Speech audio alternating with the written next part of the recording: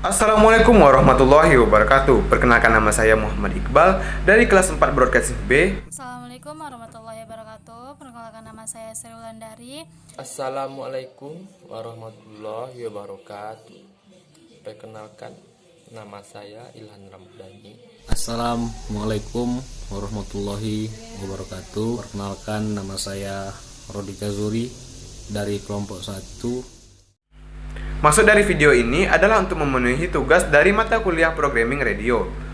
Kami dari kelompok 1 akan menjelaskan materi tentang tahapan praproduksi dalam sebuah program. Agar tidak berlama-lama, langsung saja masuk ke poin yang pertama. Poin yang pertama akan disampaikan oleh saya sendiri. Tahapan praproduksi. Pendapat dari Gerald Marlinson, tahapan praproduksi adalah tahapan paling penting dalam sebuah produksi program TV maupun radio. Tahapan praproduksi merupakan tahapan persiapan sebelum sebuah produksi program dimulai. Semakin baik sebuah perencanaan produksi, maka akan mempermudah pula proses produksi program televisi maupun radio. Kenapa? Karena jika sudah direncanakan dari awal, maka proses selanjutnya akan lebih terarah sesuai dengan apa yang kita inginkan dari awal perencanaan, sehingga akan lebih efisien dan mempermudah proses-proses produksi hingga pasca produksi. Pada tahapan praproduksi ini merupakan proses awal dari seluruh kegiatan produksi program siaran. Maka dari itu, tahapan ini disebut juga tahapan planning production. Dimulai dari menemukan ide atau gagasan awal. Dari ide tersebut, produser mulai melakukan kegiatan mengumpulkan berbagai data dan informasi yang diperlukan sebagai bahan pengembangan ide dan gagasan tersebut. Tahapan ini menjadi sangat penting karena dengan dilakukannya perencanaan dengan rinci dan baik, maka akan mempermudah proses produksi dan pasca produksi. Maka dari itu, proses ini menjadi hal wajib yang dilakukan dalam sebuah produksi program siaran. Dalam tahapan praproduksi ini juga memiliki berbagai tahapan atau langkah-langkah, mulai dari penemuan ide, proses perencanaan, dan proses persiapan. Nah, di sini kami akan menjelaskan satu persatu proses tersebut. Dimulai dari penemuan ide. Tahapan penemuan ide menjadi tahapan krusial karena dalam tahapan ini kita akan menentukan seluruh proses-proses yang akan dilakukan hingga program tersebut bisa dipublish. Mulai dari penentuan ide program, membuat proposal program, menyusun anggaran, dan juga membuat naskah program. Sebuah program televisi dan radio, baik dari bentuk yang paling sederhana, pasti didahului oleh timbulnya sebuah ide. Ide tersebut merupakan buah pikiran yang didapat dari rangsangan dari kebutuhan masyarakat, dan biasanya ide tersebut muncul dari seorang produser dan bisa juga dari orang lain.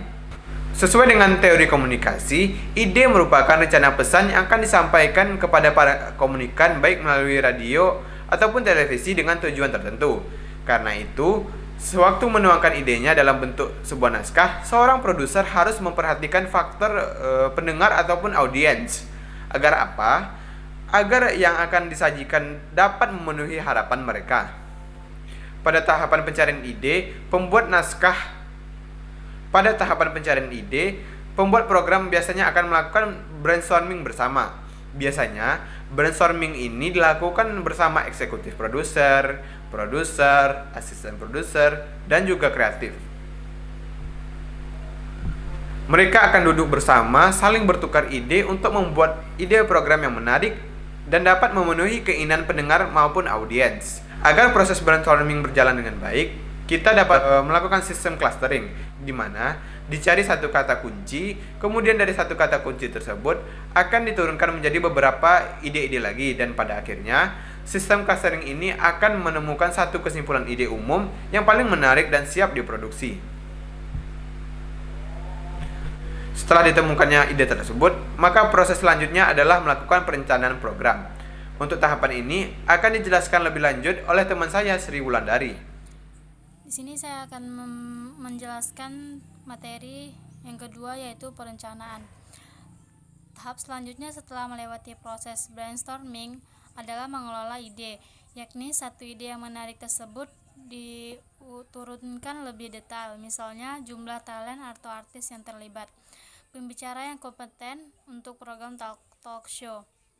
properti khusus yang harus disediakan. Hal ini perlu dipikirkan sejak awal untuk menghindari kesulitan-kesulitan yang mungkin ditemukan pada tahap produksi.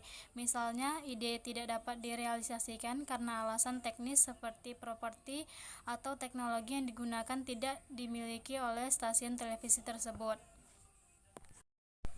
Ketika hal ini terdeteksi di awal, maka kru produksi dapat mencari alternatif ide lain yang bisa direalisasikan. Dalam perencanaan ini sudah terjadi proses interaksi antara kreativitas manusia dan peralatan pendukung yang dimilikinya. Proses interaksi ini akan lebih nyata lagi pada waktu produksi di lapangan dan pasca produksi. Ketika ide yang dapat direalisasikan telah ditentukan, tahap berikutnya adalah menuangkan gagasan tersebut ke dalam sebuah proposal. Proposal ini dibutuhkan untuk memberikan gambaran secara lebih detail tentang konsep program baru yang akan diusulkan oleh tim produksi. Dalam penulisan proposal, Z 2006 menyatakan tidak ada standar baku, namun informasi yang harus tertera dalam isi proposal tersebut adalah judul program, tujuan target penonton, format, treatment show, metode produksi, dan rencana anggaran. Jika program merupakan program berseri, maka dalam proposal dapat diikutsertakan contoh atau naskah skenario yang dari program tersebut. Pada pembuaran judul program, sebaiknya dibuat dengan kata yang pendek dan mudah diingat. Hindari kata-kata asing yang tidak familiar di telinga penonton kita. Judul juga harus mewakili isi program yang ditampilkan. Tujuan program sebaiknya dibuat secara jelas dan spesifik. Hindari tujuan program yang sifatnya abstrak. Penulis mengambil contoh kalimat mencerdaskan dan menghibur penonton. Kalimat ini masih terlihat sangat abstrak, tidak terlihat apa yang dimaksud dengan mencerdaskan dan menghibur. Pembuat program yang baik dapat menjelaskan bentuk pencerdasan dan hiburan seperti apa yang diharapkan dapat diterima oleh penonton. Target penonton di dalam proposal juga harus dijelaskan secara spesifik, menggambarkan sasaran audiens yang utama. Misalnya, untuk anak-anak rentang usia 5-10 tahun, ibu rumah tangga usia 28-35 tahun.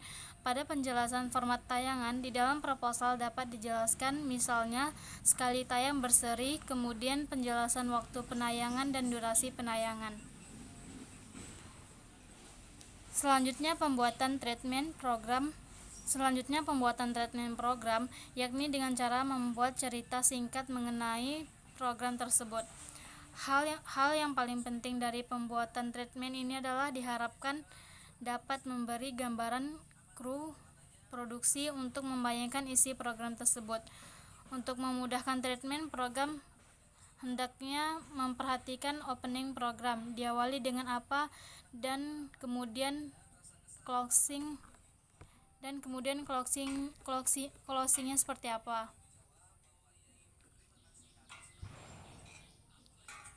Langkah selanjutnya adalah merencanakan anggaran yang akan digunakan, mulai dari tahap praproduksi, produksi, dan hingga pasca produksi.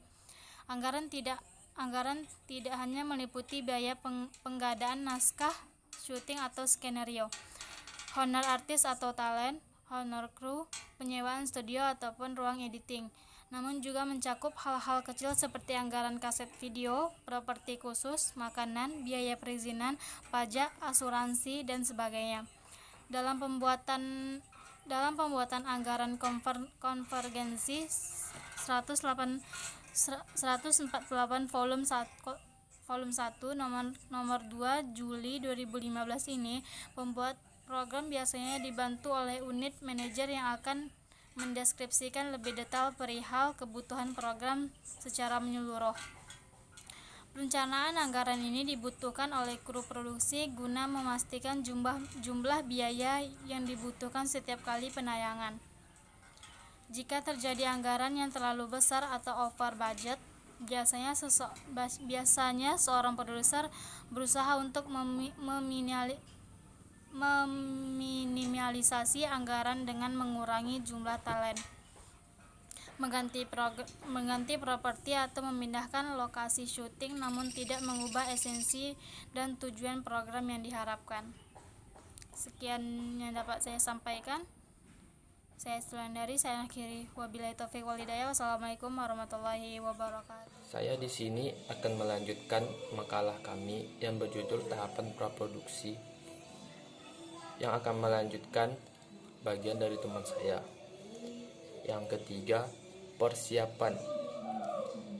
Pada tahapan praproduksi, selain dilakukan perencanaan awal, yang juga menjadi tahapan penting pada bagian ini, adalah tahapan koordinasi. Secara sederhana, koordinasi dalam konteks ini dapat dijelaskan sebagai cara atau upaya yang dilakukan oleh kru produksi yang terlibat untuk saling berhubungan dan bekerjasama dalam menunjang keberhasilan sebuah program. Seperti diketahui, pekerjaan di stasiun televisi adalah pekerjaan tim, sehingga semua yang terlibat dalam pandangan ZT 2006 setidaknya ada 5 hal penting yang perlu diperhatikan dalam melakukan koordinasi antar kru, yaitu koordinasi dengan sumber daya manusia yang terlibat, pihak fasilitas, jadwal atau schedule, perizinan, publikasi, dan promosi. A. Koordinasi. Bagian paling krusial yang pertama adalah koordinasi dengan seluruh sumber daya manusia yang terlibat dalam produksi. Kru produksi yang terlibat pada tahapan praproduksi, produksi dan pasca produksi harus memahami dan menjalankan fungsinya dengan baik melalui koordinasi yang dijalankan oleh seorang produser. Produser memegang peranan penting dalam menjaga stabilitas dan kelancaran proses produksi sebuah program. Produser dituntut untuk mampu melakukan komunikasi yang baik kepada semua tim. Komunikasi dapat dilakukan melalui rapat koordinasi yang dihadiri oleh kru produksi. Jika terdapat uraian tugas yang panjang dan terperinci, para produser dapat mengkomunikasikannya melalui email kepada seluruh tim. Biasanya, dalam koordinasi, pada bagian ini produser dapat pula dibantu oleh tim yang lain berada di lini bawahnya, seperti asisten produser dan kreatif. Tahapan praproduksi akan membagi kru ke beberapa kelompok, yaitu yang pertama, asisten produser, seseorang yang dipercaya oleh produser untuk membantu dalam melaksanakan ide atau gagasan dalam program. Yang kedua, pembuat skrip, seseorang yang menulis naskah cerita dari program dan mengembangkannya. Ketiga, LO talent, seorang yang bertugas untuk menghubungi talent dan bertanggung jawab atas talent. Yang keempat, kameramen, seseorang yang bertugas mengambil gambar pada saat produksi. Yang kelima, perlengkapan, seseorang yang bertugas menata dan mengurus semua perlengkapan syuting. Yang keenam, editor, seseorang yang bertugas untuk mengedit hasil produksi. Koordinasi selanjutnya dilakukan kepada bagian yang tidak kalah pentingnya, yaitu pihak fasilitas. Pihak ini memiliki peran yang sangat penting dalam mensukseskan dan melancarkan jalannya sebuah program. Biasanya pihak yang sangat dekat dengan pihak fasilitas adalah Production Assistant atau PA dan Unit Production Manager atau UPM. Kedua orang ini memiliki keterlibatan secara aktif dalam memenuhi kebutuhan fasilitas pendukung kegiatan produksi sebuah program. PA atau UPM biasanya akan merinci secara detail perlengkapan yang dibutuhkan, seperti jumlah studio, kamera, lighting, set panggung properti untuk talent, kostum, forum kepada bagian fasilitas. Daftar kebutuhan yang selanjutnya oleh pihak fasilitas akan dikelompokkan ke dalam masing-masing bagian. Misalnya untuk kebutuhan set panggung, mereka konvergensi 150 volume 01 nomor 2 Juli 2015 akan menyerahkan kepada bagian desain panggung. Sedangkan untuk bagian properti kebutuhan syuting, bagian fasilitas dapat melakukan pembelian penyewaan atau pembuatan kepada pihak luar. Koordinasi lain yang dapat dilakukan dengan pihak-pihak penjadwalan atau scheduling. Jadwal ini sangat dibutuhkan oleh seluruh kru produksi, terutama dalam setiap aktivitas syuting. Untuk syuting yang melibatkan banyak kru biasanya dibutuhkan kru call sheet atau lembar panggilan kru. Lembar panggilan kru merupakan lembar administrasi produksi yang digunakan sebagai undangan atau pengingat jadwal produksi atau syuting yang dilakukan beberapa hari akan datang. Informasi yang ada pada lembar ini berisi informasi penting terkait nama program, waktu, dan lokasi syuting. B. Perizinan. Hal selanjutnya yang perlu menjadi perhatian dari tahap praproduksi, koordinasi, dan perizinan. Pada bagian ini, perizinan dibutuhkan terutama pada kegiatan syuting yang dilakukan di outdoor lokasi tertentu, misalnya perizinan kepada pihak kepolisian untuk kegiatan syuting, konser musik. Konser musik melibatkan massa yang banyak, bahkan dapat melibatkan kepolisian untuk terlibat dalam pengamanan lokasi. Perizinan juga dapat dilakukan kepada pihak pemerintah setempat, terutama untuk kegiatan syuting sinetron atau film yang memakan waktu berhari-hari.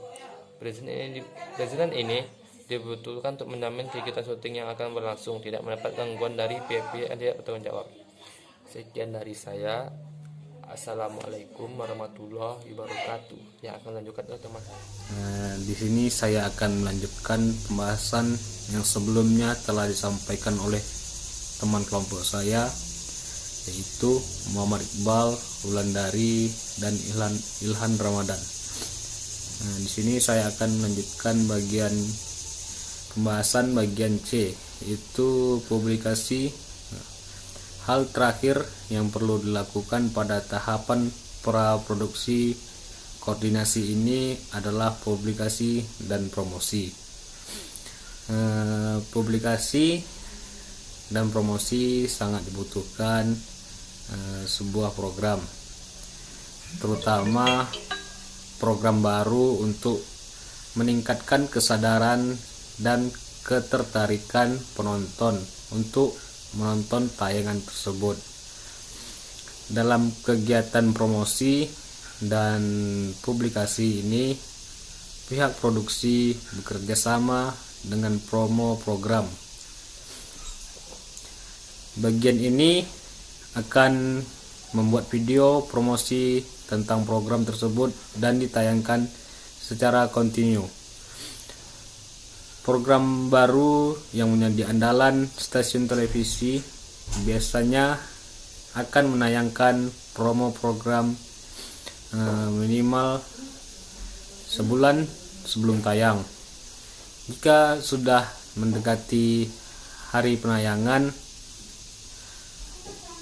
promo program dapat diberikan secara terus-menerus dalam seminggu terakhir sebelum penayangan. Selanjutnya penutup atau kesimpulan. Kesimpulannya, proses produksi sebuah program dalam televisi secara umum terbagi menjadi 3 bagian, yaitu praproduksi, yang kedua produksi, dan yang ketiga post production.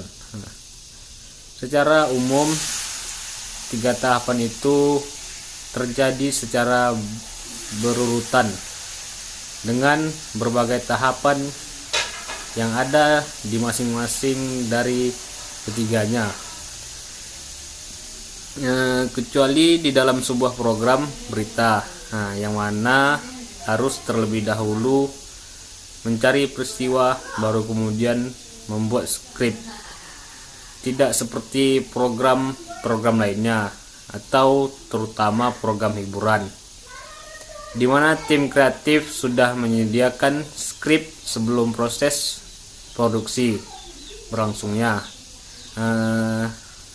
yang mana skrip itu akan diberikan kepada talent yang beraksi di depan kamera. Praproduksi adalah proses yang dilakukan sebelum memulai produksi sesuatu program dalam industri televisi. Praproduksi meliputi pencarian bahan dan materi yang akan dibahas dalam sebuah program. Pembuatan skrip oleh tim kreatif, casting talent untuk mengisi acara, mempersiapkan alat-alat yang diperlukan, persiapan kostum, properti dan lain sebagainya. Sekian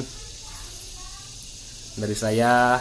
Apabila ada kurang dan salah, saya mohon maaf. Saya tutup dengan bismillah. Assalamualaikum warahmatullahi wabarakatuh. Baiklah, itulah tadi penjelasan kami tentang tahapan-tahapan praproduksi. Semoga dari penjelasan kami dapat menambah wawasan kita semua. Lebih dan kurang kami mohon maaf. Assalamualaikum warahmatullahi wabarakatuh.